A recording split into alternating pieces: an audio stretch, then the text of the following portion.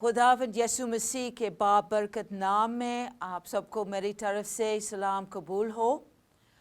हम अपने मज़मून को जारी रखते हैं, कलीसिया की तारीख़ का सरसरी जायज़ा। आज हमारा ख़ास मज़मून है यूरोप में इस्लाही कलीसिया। इसमें 3 हिस्से होंगे।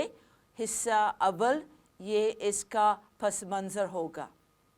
ये पहले हमें पीछे जानना है और देखें कि पपायत का अरूज किस तरह हुआ, और ख़ास तौर पे इसका ज़माना था 400 से 1100 ईस्वी में पपायत का अरूज हो गया। इसके वजूहात अगर हम देखते हैं कि तकरीबन 400 ईस्वी के बाद 100 साल तक रोम शहर और मगरबी रोमी सल्तनत पर वैशी हमला आवरों के हमले हुए हैं और काफ़ी ज़्यादा गड़बड़ी हुई थी, बदअमनी हुई थी।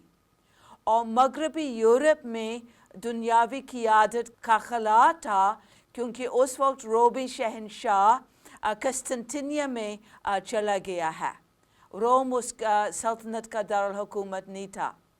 तो इस मगरबी यूरोप में दुनियावी क़ियादत के खला में रोम के बिशप या पोप ने सबकत ली। उसने इस खला में आ गया है।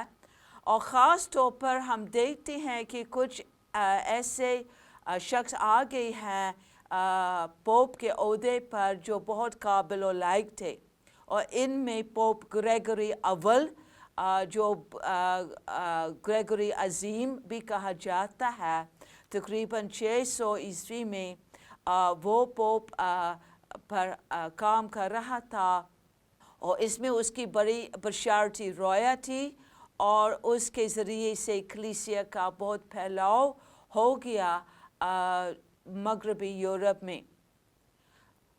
फिर हम देखते हैं कि इस्लाम का आगाज़ शुरू हुआ है 632 से 732 तक। इस 100 साल दौर में मशरिक़ी वस्ती में, शुमाली अफ्रीका में इस्लाम आ गया है, स्पेन तक आ गया था, और फिर वो कुछ नुकसान हुआ कलीसिया को, ख़ास तौर पर कि कदीम मसीही मराकज़ मुसलमानों के हाथों में चले गई है। इसमें यरूशलेम है, इस्कंदरिया जो मिस्र में है, अंताकिया जो शाम में था, सूरिया का अंताकिया, अदीसा, वो सारे जो कदीम मसीही मराकज़ वो मुसलमानों के हाथ में चले गए हैं, और सिर्फ 2 मराकज़ बाकी रहे थे। मगरब में लातीनी बोलने वाली कलीसिया के लिए रोम था, और यूनानी बोलने वाली कलीसिया मशरिक़ी यूरोप में, मशरिक़ में कस्टंटिनिया, वो रह गए थे। तो फिर हम देखते हैं इन दोनों मराकज़ में, रोम और कस्टंटिनिया में, पोप और पत्रेक में कुछ भी कशमकश शुरू हुई थे। ये हम देखते हैं कि ये दोनों कलीसियाओं की तरफ से वो बशारती खिदमत जारी रखी थी। और मगरब में लातीनी बोलने वाली राहब शुमाली यूरोप को मसीहियत के खलके में ले आए। मिसाल के तौर पर जर्मनी में बोनीफेस, वो जर्मनी का रसूल कहा जाता है, उसने जर्मन कबाइल को मसीहियत में ले आए और बहुत लोग मसीही हो गए। तो इसी तरह मशरिक़ी यूरोप में भी जो यूनानी बोलने वाली कलीसिया के राहब वो शुमाल मशरिक़ी यूरोप में गई है और उसको भी मसीहियत के हल्के में ले आई। और इसमें 2 मशहूर नाम है किरल और मेथोदियस, जिन्होंने रूसी और दीगर ज़बानों में बाइबल का तर्जुमा किया है। ये किरल और मेथोदियस की तस्वीर हैं, और यहाँ तक कि उनका काम बहुत अहम था, क्योंकि पहले उन ज़बानों में कोई भी किताब ना थी, यहाँ तक कि वो तहरीरी सूरत में रस्मुल ख़त में भी नहीं था। तो इसलिए जो रूसी ज़बान के आज तक जो रस्मुल ख़त وہ کرل کے نام سے کیرلک رسم الخط کو جانی جاتی ہیں۔ تو پھر اسی طرح یورپ میں کلیسیا کی بڑی ترقی ہو رہی تھی اور مغربی یورپ میں وہ پوپ کو اپنا سربراہ مانتے تھے۔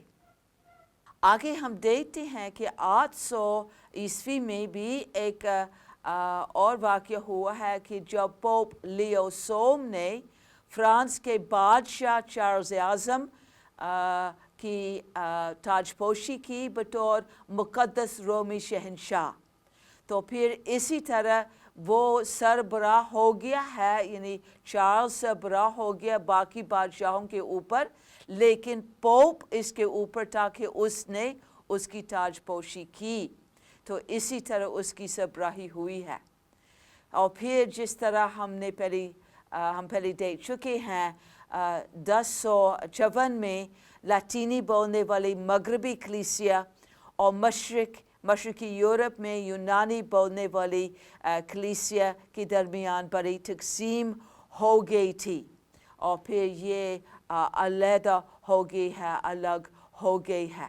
تو مغربی یورپ میں روم کے پوپ کو کلیسیا پر مکمل سربراہی ہو گئی تھی۔ تو اسی طرح کا پس منظر ہے کہ کیوں اس زمانے میں جب اصلاحی کلیسیا کا زمانہ، کیوں اتنا اختیار ہے پوپ کے پاس تھا، اور یہی اس کی وجوہات تھی۔ تو اس کی پس منظر میں ہم دیکھتے ہیں اور بار بار اس کا ذکر ہوگا، جو کلیدی حقیقت ہے کہ کلیسیا کو ہمیشہ اصلاح کی ضرورت ہے، کلیسیا کو ہمیشہ اصلاح کی ضرورت ہے۔ ہم بار بار اس بات کو دیکھیں گے۔ اس کی وجوہات کو خاص طور پر جو بڑی اصلاحی کلیسیا کی وجوہات ہم دیکھتے ہیں، 6 بڑی اہم وجوہات تھی، جس کی پہلی وجوہات ہے کلام مقدس سے لا علمی۔ اس کی ایک بڑی وجہ تھی کہ بائبل اور عبادات لاطینی زبان میں ہوتی تھی، تو بائبل کا ترجمہ لاطینی زبان میں تقریباً 400 میں ہوئی۔ مقدس جروم نے یہ ترجمہ کیا ہے، لیکن 400 میں اس وقت مغربی یورپ میں سب لوگوں کو لاطینی آتی تھی، لیکن جب ہم وقت کے ساتھ ساتھ دیکھتے ہیں کہ یہ وحشی حملہ آور آ گئے ہیں جن کی اور بھی زبانیں تھیں، ان کو لاطینی زبان نہیں آتی تھی، اور خاص طور پر 1000 سال اوپر ہو گیا ہے، 1400 تک زیادہ تر لوگوں کو بالکل لاطینی نہیں آتی، تو یہ ایک بالکل اجنبی کتاب ہے، مقدس کتاب ہے، اس کی پڑھی جانے سے ان کو کوئی سمجھ نہیں آتی تھی۔ عبادات بھی ساری لاطینی زبان میں تھی۔ اس کا ایک فائدہ ہے کہ جہاں کہیں جس ملک میں آپ جاتے ہیں، آپ کلیسیا میں کی عبادت میں حصہ لے سکتے ہیں، لیکن سمجھ کے بغیر صرف چند ایک اعلیٰ تعلیم یافتہ لوگوں کو سمجھ آ جاتی تھی۔ اس مسئلہ کے ساتھ ساتھ دوسری بات ہے کہ بہت سے پاسبان خود غیر تربیت یافتہ تھے، ان کو خود لاطینی نہیں آتی تھی، وہ رٹا کرتے تھے، وہ رٹا سے یاد کرتے تھے جو کون سی باتیں ہیں عبادات میں کیا کہنا ہے، لیکن خود ان کو سمجھ نہیں آتی ہے، تو وہ کس طرح دوسروں کو سمجھا سکتے تھے۔ صرف کچھ بڑے شاید بشپ صاحبان تھے یا راہب جو راہب خانے میں تھے، وہ پڑھے لکھے تھے، ان کو لاطینی آتی تھی، ان کو بائبل کی باتیں سمجھ آتی تھی، لیکن زیادہ تر لوگ ان کو کوئی سمجھ نہیں آتی تھی۔ تو اس کے نتیجے میں توہم پرستی بہت ہی زیادہ رائج ہو گئی تھی، کیونکہ لوگ نہیں جانتے ہیں کہ بائبل میں کیا ہے کہ بہت اور زیادہ باتیں اس میں شامل ہو گئی ہیں۔ لوگ بہت پسند کرتے تھے کہ خاص عیدوں پر کوئی ڈرامہ ہو، جس طرح ہمارے ملک میں بھی کرسمس کے موقع پر بہت کرسمس ڈرامہ ہوتے ہیں، لیکن جس طرح آپ جانتے ہیں کہ ڈرامہ میں کچھ بائبل کی باتیں ہیں، لیکن ساتھ ساتھ دوسری فرضی باتیں شامل ہو جاتے ہیں، تو اسی طرح کچھ فرضی باتیں ہیں اور لوگ امتیاز نہیں کر سکتے ہیں کہ کون سی باتیں بائبل کے مطابق ہے، کون سی باتیں ہیں فرضی. تو اسی طرح بہت اور زیادہ تعلیم میں اضافہ ہو گیا ہے. ایسی باتیں، ایسے رسومات ہیں جو بائبل میں نہیں تھی. اور اس میں 2 خاص مثالیں تھیں کہ ایک ہے تبرکات کا احترام ہے.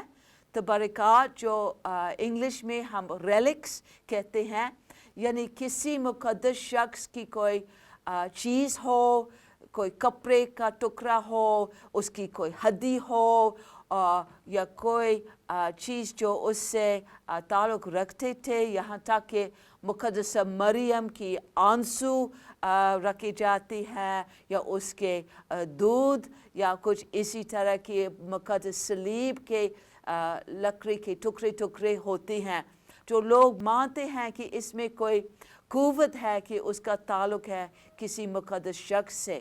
تو وہ یہ خریدتے تھے اور سمجھتے ہیں کہ اس سے ہمارا تحفظ ہو جاتا ہے. بالکل تعویذ کی طرح وہ اس کو مانتے تھے. اور پھر اسی طرح بھی وہ مقدسین کے مزاروں پر زیارت کے لیے جاتے تھے. جس طرح آج کل بھی ہمارے لوگ یا ارد گرد کے لوگ مزاروں پر جاتے ہیں، پیر و فقیروں کو مانتے ہیں، ان کے مزاروں پر جاتے ہیں، منت مانتے ہیں وغیرہ. تو اصلاح کلیسیا کے وقت سے پہلے اسی طرح کی توہم پرستی بہت رائج تھی، اور لوگ اس میں بہت مبتلا ہوتے ہیں، اور ان کو بالکل پتہ نہیں ہے کہ بائبل میں اس کا ذکر نہیں ہے. تو یہ پہلی وجہ ہے کلام مقدس سے لا علمی. دوسری بڑی وجہ تھی جو اس سے تعلق ہے کہ یورپ میں احیاء علوم، جو انگلش میں ہم رنیسانس کہتے ہیں، یہ نئے طور سے علوم کا دریافت ہو گیا ہے. خاص طور پر یونانی ادب اور فلسفہ اور سائنس کی نئے سرے سے دریافت ہو گئی ہے.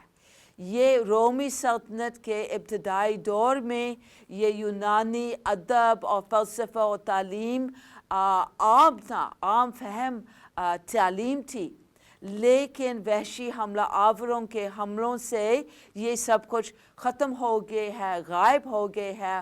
اور پھر جب اسلام آ گیا ہے، سارے جو قدیم مراکز ہے ان پر مسلمانوں کے قبضہ تھا، اور جو ان میں جو کتب خانے ہیں اور جو علم ہے وہ مغربی یورپ سے غائب ہو گیا ہے.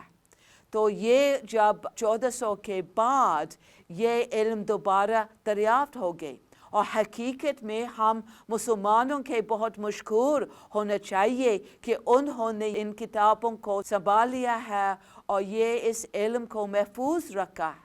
اور بعد میں جب صلیبی جنگوں کے بعد کچھ اسی طرح کے ملاقات ہوتے رہی مسلمانوں کے ساتھ، پھر یورپ میں یہ علوم دوبارہ آ گئے تھے.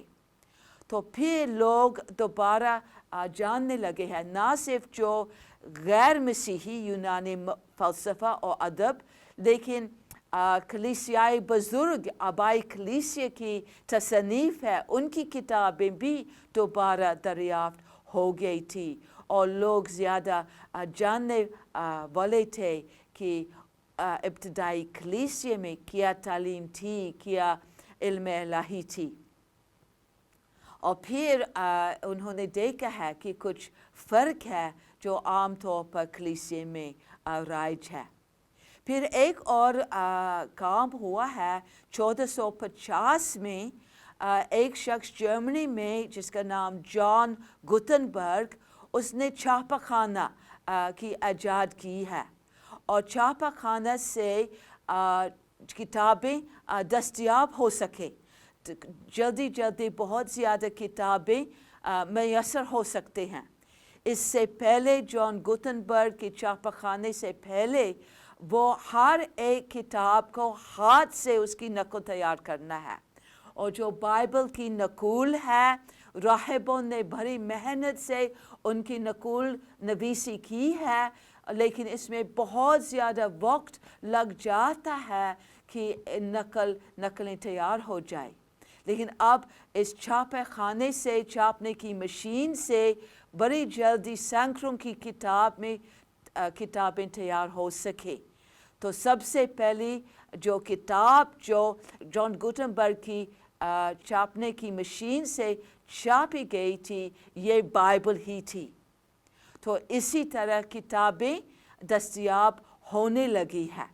یہ بائبل دستیاب ہونے لگی ہے، وہ یونانی ادب اور لاطینی ادب اور آبائی کلیسیا کی کتابیں بھی دستیاب ہونے لگی.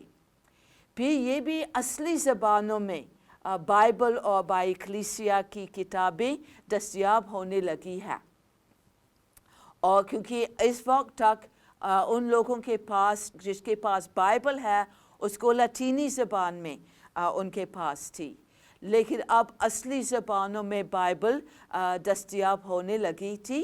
خاص طور پر 1516 میں ایک شخص ایراسمس، جس کے بارے میں ہم بعد میں کچھ سیکھیں گے، اس نے عہد جدید کا یونانی متن چھپوایا تاکہ سب لوگ اصلی زبان میں پڑھ سکتے ہیں. اور چند سال بعد 1522 میں ایک اسپین کا ایک کارڈنل ہے، کارڈنل خیمینز، اس نے پوری بائبل عہد عتیق اور عہد جدید اصلی عبرانی اور اصلی یونانی میں چھپوایا ہے تاکہ لوگوں کے پاس اصلی زبانوں میں ہو. اور پھر جو پڑھے لکھے لوگ ہیں، جو زیادہ علم الہی کے جو ماہر لوگ تھے، جو اصلی زبان پڑھ سکتے تھے، پھر وہ موازنہ کرنے لگے ہیں کہ بائبل میں کیا لکھا ہے اور ہماری کلیسیاؤں میں کیا ہو رہا ہے، اور انہوں نے پہچان لیا ہے کہ اس میں فرق ہے. ٹھیک ہے، تو یہ دوسری وجہ وہ یورپ میں احیاء علوم ہے. تیسری وجہ کلیسیا کے قائدین کا سیاست میں ملوث ہونا. اور یہ بھی ہم نے اس کے پس منظر میں دیکھا ہے کہ جب دنیاوی قیادت کا خلا تھا، پوپ اس خلا میں آ گیا ہے، تو وہ نہ صرف روحانی قائد بلکہ دنیاوی قائد بھی بن گیا ہے. اور خاص طور پر جب پوپ نے پہلے چارلس اعظم کو پہلے مقدس رومی شہنشاہ کے طور پر تاج پوشی کی ہے، پھر وہ بھی دنیاوی سیاست میں خلل اندازی کرنے لگا. تو پھر اسی طرح پوپ دعویٰ کرتا تھا کہ پوپ بادشاہوں پر اختیار رکھتا تھا. جس طرح پوپ نے رومی شہنشاہ کی تاج پوشی کی ہے، اس کا مطلب ہے اس کا اختیار شہنشاہ سے اوپر ہے. تو اگر شہنشاہ کا اختیار دوسرے بادشاہوں کے اوپر تھا تو پھر پوپ کا اختیار سب پر اختیار وہ رکھتا تھا. پھر اسی طرح اس اختیار کو استعمال کرتے ہوئے وہ دھمکی بھی دیتے تھے بادشاہوں کو، شہنشاہ کو، کہ وہ کلیسیا سے ان کو نکالیں. اگر وہ پوپ کی مرضی کے خلاف کوئی کام کرے وہ ان کو کلیسیا سے نکالیں. اور اگر وہ کلیسیا سے نکالے جاتے ہیں، جس کو انگریزی میں ایکس کمیونیکیشن کہا جاتا ہے، تو پھر یہ بات ہے کہ جو ان بادشاہ کا جو رعایا ہے وہ بھی اپنی وفاداری کے حلف سے بھی آزاد ہو جاتے ہیں. ان کو اس کے بات نہیں ماننی ہے جب پوپ اس کو کلیسیا سے نکالتا ہے. تو پھر یہ ایک بہت بڑا ہتھیار ہے پوپ کے پاس ہے، جس سے وہ ان بادشاہوں کو مجبور کر سکتا ہے کہ اس کی بات مانیں. اور اس میں دو مثالیں تھیں. ایک ہے جرمنی کے جو شہنشاہ ہے، مقدس رومی شہنشاہ، جو حقیقت میں اس وقت جرمنی میں حکومت کر رہا تھا، ہنری سوم، اور اس کا ٹکراک ہوا ہے روم کے پوپ کے ساتھ. اور جب پوپ نے اس کو کلیسیا سے نکال دیا ہے تو اس کو پوپ سے معافی مانگنا تھا، اور وہ ننگے پاؤں میں برف ہی میں چل کر بڑی حلیمی عاجزی کے ساتھ پوپ کے ساتھ آ گیا ہے اور ہاتھ جوڑ کر اس نے معافی مانگی تاکہ وہ بحال ہو سکے اپنے عہدے پر. تو اسی طرح پوپ نے اپنے اختیار شہنشاہ پر بھی جتا دیا ہے. پھر انگلینڈ کا بادشاہ جان، اس کا ٹکراؤ بھی ہوئے ہے پوپ انوسنٹ سوم کے ساتھ، اور خاص طور پہ ایک بات کے بارے میں ہے کہ بشپ کے اور آرچ بشپ کے ٹکراؤ کے بارے میں، اور اس کی وجہ سے بھی کافی بڑا ٹکراؤ ہوا جس میں انگلینڈ کے بادشاہ جان کو بھی کلیسیا سے خارج کر دیا گیا ہے، اور اس کو بھی پوپ کے نمائندے سے معافی مانگ کر بڑی حلیمی عاجزی کے ساتھ تاکہ وہ بحال ہو جائے. تو یہ جو دونوں شہنشاہ ہنری اور انگلینڈ کے بادشاہ جان کے ساتھ جو ٹکراؤ کی وجہ خاص طور پر ایک اصطلاح ہے لے انویسٹیچر. تو یہ جو پوپ اور شہنشاہ اور دیگر بادشاہوں کے درمیان جو ٹکراؤ اس وجہ سے ہوا ہے کہ یہ کون بشپ یا آرچ بشپ کو مقرر کر سکتے ہیں.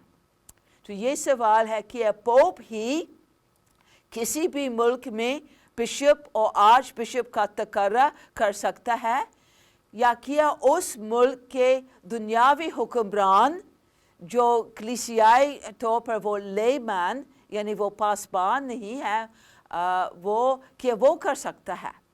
تو ضرور جو بادشاہ وہ چاہتا ہے اگر میرے ملک میں یہ آرچ بشپ ہو یا بشپ ہو تو میں اس کا تقرر کروں تاکہ یہ شخص ہے جو میری بات بھی مانے گا. لیکن پوپ اکثر کہتا ہے نہیں، تو وہ میری مرضی کے مطابق ہو جائے. تو یہ اکثر مسئلہ ہے کہ پوپ اکثر اپنے خلقے میں سے، اپنی دائرے میں سے کسی کو مقرر رکھتا ہے جو اسی ملک کا باشندہ نہیں تھا.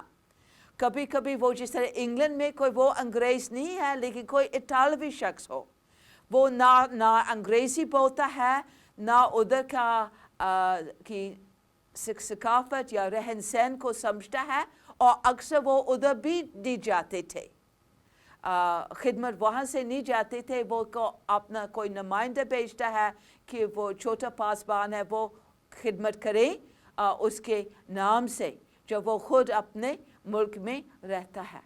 تو اس لیے یہ بادشاہ شہنشاہ وہ خوش نہیں تھے اور اکثر وہ لڑائی جھگڑا ہوتا ہے.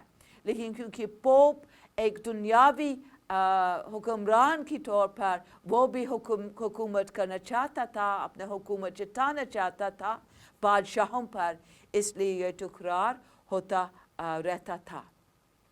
تو اس سے ایک متعلق چوتھی وجہ آگے ہے کہ بڑھتی ہوئی وطن پرستی، خاص طور پر جب پوپ کا اور کلیسیائی کا دین کا سیاست میں ملوث ہونا ہے، اس کے جواب میں یہ وطن پرستی بھر گئی ہے.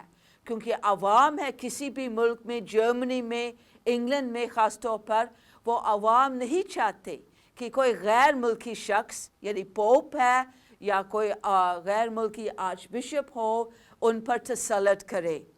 تو اسی طرح وہ خاص طور پر جرمنی اور انگلینڈ میں وطن پرستی کی وجہ سے لوگ پوپ اور روم کی کلیسیا کے خلاف ہو گیا.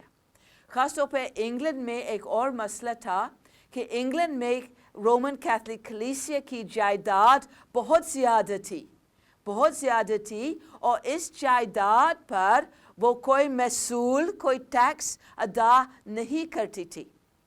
تو بہت ہی زیادہ ان کے پاس بہت پیسہ ہے لیکن ٹیکس ادا نہیں کرتی، جو اس ملک کے انگلینڈ کے بادشاہ کو نقصان ہو رہا تھا.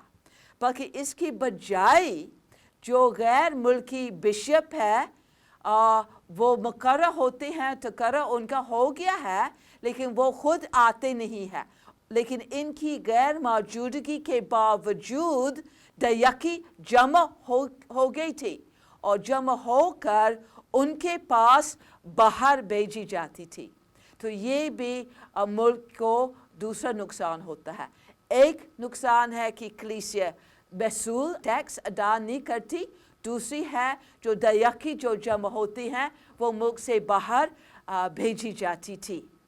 تو اس کی وجہ سے خاص طور پر انگلینڈ میں اور جرمنی لیکن دوسری ممالک میں بھی لوگ بڑھتی ہوئی وطن پرستی کی وجہ سے رومن چرچ سے رومن کیتھولک چرچ سے خوش نہیں تھے.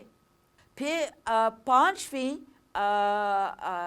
وجہ جو بھی اس کے ساتھ اس کا کچھ تعلق ہے، ہم دیکھتے ہیں کہ کلیسیا میں پارٹی بازی اور تقسیم یہ کوئی نئی بات نہیں تھی. ہم پہلے بھی دیکھ چکے ہیں کہ پارٹی بازی اور تقسیم سے کتنا نقصان ہوتا ہے کلیسیا کو. لیکن ایک خاص مسئلہ بن گیا 14ویں صدی میں، کیونکہ 1305 سے 1378 تک وہ پوپ روم کی بجائے وہ فرانس کے شہر ایوینیوں میں پوپ کی رہائش تھی. تو یہ ایوینیوں کی پپایت کہا جاتا ہے، اور یہ اس دور میں تقریباً 70 سال میں فرانسیسی پوپوں کا سلسلہ تھا. یعنی وہ اٹالوی یا دوسرے ملک کے پوپ نہیں بلکہ سب فرانسیسی تھے، اور وہ فرانس کے بادشاہ کے ماتحت تھے. یعنی پھر وہ تقریباً کٹ پتلی بن گئی ہے کہ جو کچھ فرانس کا بادشاہ چاہتا تھا وہ پوپ کرتا ہے. تو پھر یہ بھی ایک سیاسی ہتھیار بن گیا فرانس کے بادشاہ کے لیے کہ وہ جس کے خلاف وہ کام کرنا چاہتا تھا وہ پوپ کو استعمال کرتا ہے کہ پوپ فرانس کے بادشاہ کی مرضی پر چلتا تھا. اس عرصے کے بعد وہ پوپ واپس آیا روم میں. اس میں ایک جوان خاتون کا حصہ ہے جس کے بارے میں بعد میں ہم دیکھیں گے، اور پھر وہ روم میں واپس آ گیا ہے. لیکن جو فرانسیسی پوپ وہ نہیں مانتا تھا. ٹھیک ہے، تو اسی طرح کچھ عرصے کے لیے تقریباً 30 سال تک 2 پوپ تھے، ایک پوپ روم میں اور دوسرا پوپ ایوینیوں میں. تو پھر اسی طرح جو روم میں جو حریف پوپ تھے ان کی حمایت انگلینڈ کرتا تھا، کیونکہ اس وقت انگلینڈ کی جنگ ہو رہی تھی فرانس کے ساتھ. تو وہ انگلینڈ کا بادشاہ، انگلینڈ کے لوگ فرانسیسی پوپ کی حمایت نہیں کریں گے، وہ اس کے خلاف ہیں. تو وہ روم کی پوپ کی حمایت کرتے ہیں. لیکن اسی وقت اسکاٹ لینڈ اور انگلینڈ ابھی تک وہ الگ ممالک تھے اور اکثر ان کی لڑائی ہوتی تھی. تو کیونکہ انگلینڈ روم کی پوپ کی حمایت کرتا تھا، تو پھر اسکاٹ لینڈ جس کے ساتھ فرانس تھا وہ اتحادی تھے. تو پھر اسکاٹ لینڈ نے فرانس کا پوپ کی حمایت کی. تو اسی طرح پپایت کا عہدہ ایک سیاسی ہتھیار بن گیا اور لوگ سیاسی مقصد کے لیے اس کو استعمال کرتا ہے.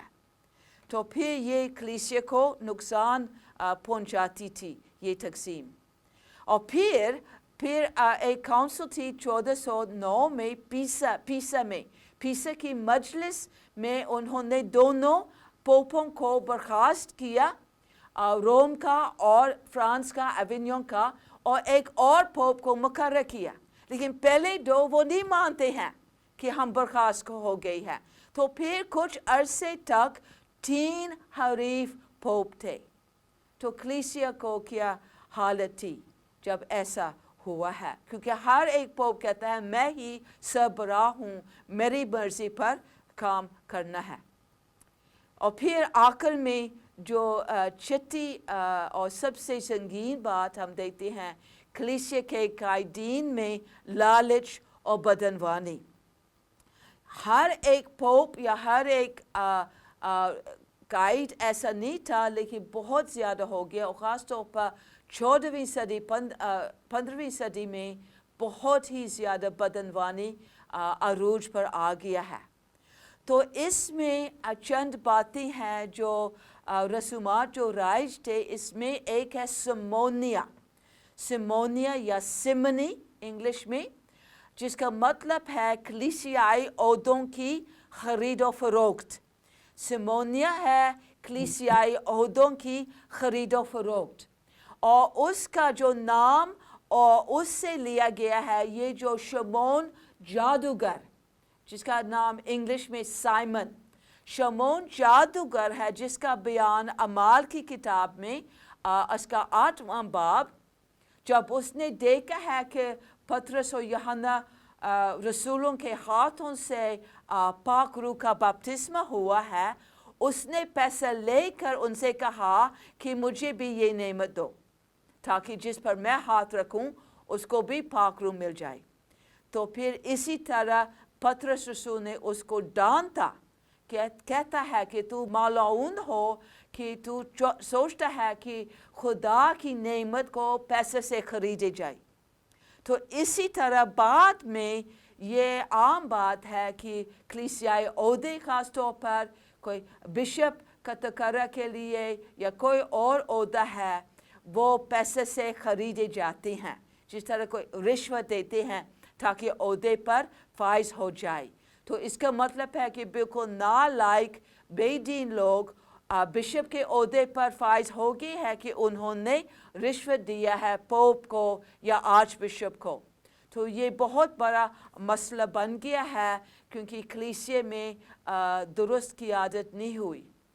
دوسری بات ہے جس میں بہت ہی زیادہ مسئلہ ہوا ہے کہ یہ معافی ناموں کی خرید و فروخت، معافی ناموں کی خرید و فروخت، یہ انڈلجنسز کہا جاتا ہے۔ اور یہ بات ہے کہ خاص طور پر پوپ دعویٰ کرتا تھا کہ خاص طور پر یہ 14ویں صدی 15ویں صدی اور 16ویں صدی کی بات ہے کہ وہ کہتا ہے کہ میرے پاس ایک خزانہ ہے، معافی کا ایک خزانہ ہے یا ثواب کا ایک خزانہ ہے، کہ جو مقدسین ہے، جو بہت پاک لوگ ہیں، جنہوں نے اتنی زیادہ نیکیاں کی ہے کہ براہ راست فردوس میں پہنچ گئی ہے، ان کی اتنی زیادہ نیکیاں تھی کہ ان کا کچھ اضافی ثواب ہے جو پوپ کے پاس ایک خزانہ میں ہے، تو لوگ خرید سکتے ہیں۔ اور یہ اسی وقت کی یہ سوچ ہے کہ یہ لوگ جو اگر بہت ہی نیک ہے، مقدسین ہیں، وہ براہ راست فردوس میں جاتے ہیں، اور اگر بہت ہی بے دین لوگ ہیں، خاص طور پر جو غیر مسیحی یا غیر بپتسمہ یافتہ لوگ ہیں، وہ براہ راست دوزخ میں جائیں۔ لیکن جو عام لوگ ہیں، جو عام گنہگار ہیں لیکن بپتسمہ یافتہ ہیں، تو وہ مرنے کے بعد اعراف میں جاتے ہیں۔ اعراف جو انگریزی میں پرگٹوری کہتا ہے، اور وہ بالکل ملتا جلتا ہے جو اسلام میں جو تصور ہے برزخ کے بارے میں۔ تو پھر اس جگہ میں اعراف میں وہ اذیت پا کر، وہ دکھ سہ کر، اذیت پا کر وہ اپنے گناہوں کا کفارہ کرتے ہیں اور پاک کیے جاتے ہیں۔ تو یہ بڑی اذیت کی بات ہے۔ تو پوپ کہتا ہے مجھ سے یہ معافی نامہ خریدیں تو آپ خود یا آپ کے عزیز جو مرحوم ہے وہ اس دکھ سے، اعراف کے دکھ سے بچ سکتے ہیں اور فردوس میں جا سکتے ہیں۔ اور خاص طور پر جب ایسے پوپ تھے جو بہت پیسہ جمع کرنا چاہتے تھے، وہ بہت ہی زیادہ زور دیتے تھے معافی ناموں کے فروغ پر، تاکہ بہت ہی زیادہ پیسہ اس کے پاس آ جائے۔ اور خاص طور پر جب 16ویں صدی کے شروع میں جو مارٹن لوتھر کے دور میں اس وقت جو پوپ تھا وہ روم میں ایک شاندار نیا گرجا گھر بنوانا چاہتا تھا، تعمیر کروانا چاہتا تھا، جس کے لیے بہت پیسہ درکار تھا۔ تو اس نے بہت زور دیا ہے کہ بہت لوگ معافی نامے خریدیں تاکہ میرے خزانے میں بہت زیادہ پیسہ آ جاتا ہے۔ تو بڑے افسوس کی بات ہے کہ ان باتوں سے قائدین ہے بس لالچی ہو جاتے ہیں اور وہ صحیح قیادت نہیں کرتے تھے۔ ایک کہانی ہے، ایک واقعہ تھا کہ ایک کلیسیا بزرگ ہے، ایک بہت بڑا معلم تھا، تومس اکوائنس. وہ پوپ کے ساتھ کچھ باتیں کر رہا تھا اور پوپ بڑا فخر کر رہا تھا کہ کتنا زیادہ پیسہ آ گیا میرے خزانے میں. اور اس نے بڑا فخر کے ساتھ کہا کہ اب کلیسیا کو یہ حاجت نہیں ہے کہ یہ کہیں، جس طرح پطرس نے کہا کہ سونا چاندی میرے پاس نہیں ہے، کیونکہ اب ہمارے پاس بہت ہے. لیکن تومس اکوائنس نے جواب دیا ہے کہ ٹھیک ہے، یہ درست ہے، لیکن افسوس ہے کہ اب کلیسیا کے پاس یہ قدرت نہیں ہے کہ اب کہیں، کسی لنگڑے کو کہیں کہ اٹھ کر چل پھر. سچ ہے، وہ قائدین دولت مند ہو گئی ہے، لیکن روحانی قوت سے محروم ہو گئی. تو پھر ہم دیکھتے ہیں کہ یہ 6 وجوہات کی بنا پر کلیسیا میں اصلاحی کلیسیا کی ضرورت تھی. کلام مقدس سے لا علمی، جس کی وجہ سے بہت توہم پرستی پھیل گئی ہے، اور ساتھ ساتھ یورپ میں احیاء علوم ہو گیا تو لوگ کچھ نئے ہوش میں آ رہے تھے. تیسری بات، کلیسیا کے قائدین کا سیاست میں ملوث ہونا، وہ ایک دنیاوی سیاستدان یا حکمران کی طرح کام کر رہے تھے. بڑھتی ہوئی وطن پرستی اس کے جواب میں ہے کہ لوگ نہیں چاہتے ہیں کہ یہ غیر ملکی شخص ہم پر تسلط کرے. 5ویں بات ہے کلیسیا میں پارٹی بازی اور تقسیم، خاص طور پر جس وقت 2 پوپ یا 3 پوپ ہوئے، اور پھر کلیسیا کے قائدین میں لالچ اور بدعنوانی. تو پھر یہ حالت تھی کہ کہاں تک یہ باتیں پاکستان کی کلیسیا میں بھی موجود ہیں. ہمیں سوچنا ہے کہ یہ ہماری کلیدی حقیقت ہے کہ کلیسیا کو ہمیشہ اصلاح کی ضرورت ہے. لیکن تو بھی ہم دیکھتے ہیں کہ اصلاحی کلیسیا کی اندرونی کاوشیں بھی تھیں. سب لوگوں نے وہ اسی طرح بدعنوانی میں شامل نہیں تھے. کچھ لوگوں نے دیکھا ہے کہ اصلاح کی ضرورت تھی، اور جس طرح ہم پہلے دیکھ چکے تھے کہ 4 صدی عیسوی میں رہبانیت ایک اصلاحی تحریک تھی، لیکن 910 میں تک رہبانیت کو مزید اصلاح کی ضرورت ہوئی تھی. کیونکہ کلیسیا کو ہمیشہ اصلاح کی ضرورت ہے، اور رہبانیت جو ایک اصلاحی تحریک تھی، وقت کے ساتھ ساتھ وہ بھی سست اور بدعنوان لالچی ہو گئے تھے. پھر ہم دیکھتے ہیں کہ نئے رہبانہ تحریکیں شروع ہوئی. 910 میں فرانس میں کلونی کے مقام پر ایک نئے راہب خانہ شروع ہو گیا ہے، اور وہ نئے سرے سے اس پہلے ابتدائی رویا کے ساتھ کام کرنے لگے ہیں. اور پھر اسی طرح 1100 عیسوی میں فرانس کے مقام سیتو کے مقام پر سفید راہب ایک اور نئے راہب خانہ شروع ہو گئی ہے، اور وہ بھی اصلاح پیدا کرنا چاہتے تھے رہبانیت میں. پھر ہم دیکھتے ہیں کہ کچھ اصلاح کرنے والے پوپ بھی تھے. مثال کے طور پر 1073 میں گریگوری ہفتم،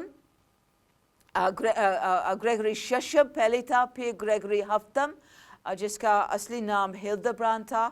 انہوں نے بہت کوشش کی کہ پپایت میں اصلاح ہو جائے، اور اسی جو گریگوری ہفتم اسی کا جو ٹکرا ہوا جرمن بادشاہ ہنری سوم کے ساتھ ہوا ہے، اس لے انویسٹیچر کی وجہ سے، جس طرح ہم دیکھ چکے ہیں. کچھ اور لوگ کچھ خواتین بھی اس میں شامل ہوئی تھی اندرونی اصلاح میں. جرمنی میں ہلدگارڈ از بنگن، وہ 11ویں صدی میں اور 12ویں صدی میں اس نے خدمت کی. وہ راہبہ تھی اور بائبل کی عالم بھی تھی، اور بائبل کی مبنی اصلاح کی پکار کرتی تھی. وہ سارے لوگوں کو وہ بھی لکھتی تھی، خطوط لکھتی تھی پوپوں کو، بادشاہوں پر، بشپوں کو، آرچ بشپوں کو. کہتا ہے کہ ہمیں بائبل کی پیروی کرنی ہے، بائبل کی تعلیم کے مطابق کام کرنا ہے. اور اس نے یہاں تک اس نے یہ تعلیم دی ہے. اور یاد کریں کہ یہ مارٹن لوتھر کے 500 پہلے کی بات ہے کہ اس نے بھی تعلیم ہے کہ نجات صرف فضل ہی سے، ایمان کے ذریعے سے ملتی ہے، نیک کاموں کے ذریعے سے نہیں ہے. تو ہلدگارڈ از بنگن وہ بھی اصلاح کی ایک آواز تھی. پھر مقدس فرانسس از اسیسی، ہم نے بھی اس کا ذکر کیا ہے پچھلی دفعہ کہ 1209 میں اس نے راہبوں کی نئی تحریک شروع کی جو رسولی تبلیغ اور رسولی طرز زندگی کے لیے اپنے آپ کو وقف کرتے تھے. اور خاص طور پہ اس اصلاحی تحریک میں وہ کلیسیائی عہدیداروں کے لالچ اور بدعنوانی کے خلاف ایک احتجاج کرتے تھے، اور وہ ان کی ملامت کرتے تھے. ان کی سادگی اور ان کی عاجزی سے وہ ایک زندہ ملامت ہوتی تھی بدعنوان قائدین کے لیے. پھر ہم دیکھتے ہیں کہ ایک اور تحریک ہوئی ہے، ڈومینیکی تحریک ہے.